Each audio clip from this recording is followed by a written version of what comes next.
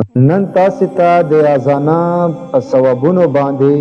او کومه غلطي چې موږ تاسو نه په وخت اذانه کې کیږي هغه تاسو ته بیانول غواړم او مسلمانانو دا خبره ډیره په غور باندې واورو او دا غلطي ځان وباسو ځکه چې موږ تاسو رب نامي هغه احترام نه کوو عزت نه کوو نو موږ تاسو په مسلمانۍ باندې سره موږ تاسو له الله کریم ژوند را کړی دی عمر را کړی دی دکانونه کاروبارونه را کړي دي خو چې کله په موږ تاسو په کاروبار کې وو په دکان کې وو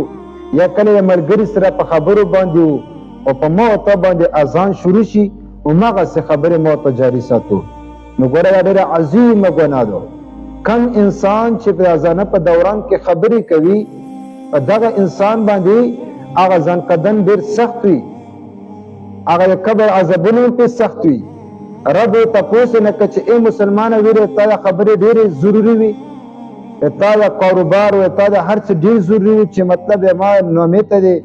اذانه ته غوږ نه خولو نو ګوره موږ تاسو نه لوی غلطي په دادو چې موږ تاسو اذانه په دوران کې خبرې کوو نو هر انسان په پکار دی چې اذانه په دوران کې خبرې موږ تاسو و نه کوو د خپل خبرې بند کو او څوک د اذانه له جواب ورکو کله چې مؤذن اذان کوي چې موږ تاسو سره د هر یو لفظ را خپل لفظ ادا کوو چې دی وي چې الله اکبر چې مو ته سره وي چې الله اکبر تر اخره پورې چې موږ تاسو اذانه ته په صحیح طریقې سره وګونیسو او بیا چې کله مطلب اذان ختم شي په اذانه پسې دغه دعا زده کا چې اللهم رب هذه الدعوة التامة والصلاة القائمة آت محمدا الوسيلة والفضيلة والدرجة الرفيعة وابعثه مقاما محمودا الذي وعدته ورزقنا شفاعته يوم القيامة کم مسلمان دا کلمات په اذانه پسې وایي رسول الله مبارک فرمایي چې دغه انسان لپاره جنت واجب شولو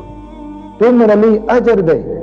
تا ته په لوی لوی په وړو وړو کلماتو باندې په لږو لږو الفاظو باندې تا ته الله بخښنه نصیب کوي و هغې باوجود ته داسې عمل کوي نو دغو نو څه وکړو موږ تاسې اجتناب وکړو موږ تاسې له پکار دي چې اذانه په دوران کې خبرې ونه کړو و د اذانه ته غوږ ونیسو و د اذانه احترام وکړو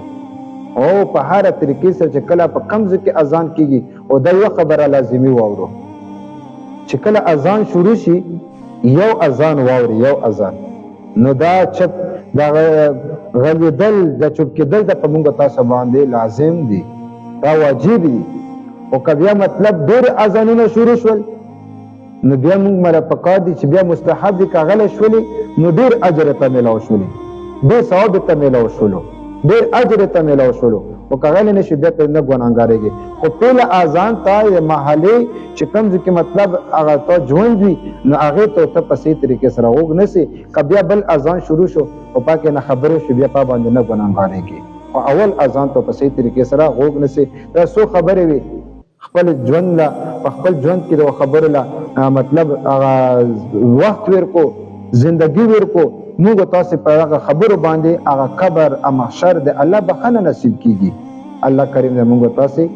دغه دنیا نه قبر ته محشر ته په ما سره سات کی وما علینا الا البلاء المبین